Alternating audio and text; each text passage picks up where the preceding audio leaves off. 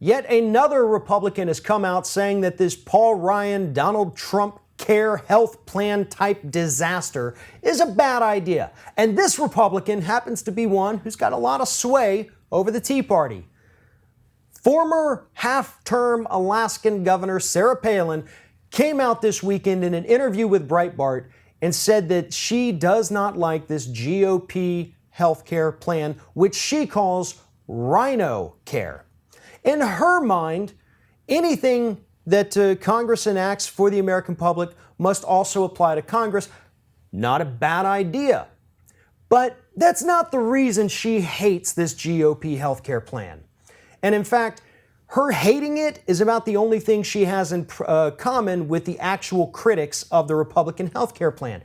Because Sarah Palin hates this healthcare plan because she believes it is still socialized medicine, even though I'm pretty sure she could not define those terms. What she thinks is happening is that the government is still out there saying, get health insurance or die, basically. Get health insurance or pay us a buttload of money, and then you're okay. Sarah Palin doesn't quite understand the logistics of the law, the logistics of law itself, or the logistics of healthcare. Let me read you a quote from this interview that Sarah Palin did with Breitbart. As with anything else mandated by Congress, every single dotted I and crossed T better apply to them too. Fair enough. And not just the people who they're lording this thing over, because remember, this is government-controlled healthcare, the system that requires enrollment in an unaffordable, unsustainable, unwanted, unconstitutional continuation of government-run medicine. First of all, Sarah, it's unconstitutional? What? How is this thing unconstitutional? Unwanted? Yeah, the Affordable Care Act is seeing its highest approval ratings ever. And in case you haven't noticed what's happening to your fellow Republicans at town hall meetings, people are pissed off at the thought of losing the Affordable Care Act.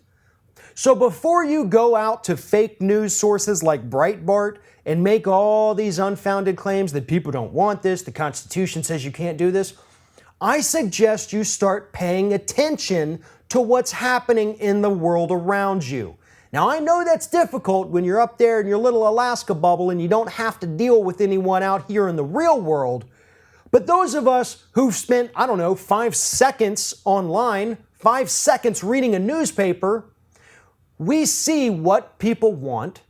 We know what the Constitution says you can and can't do.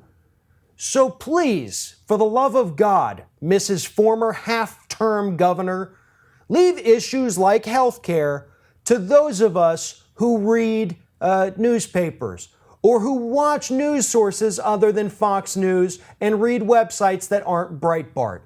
Because you're out there poisoning political discourse with your ignorance. Nobody cares what you have to say. So please, Sarah Palin, go away.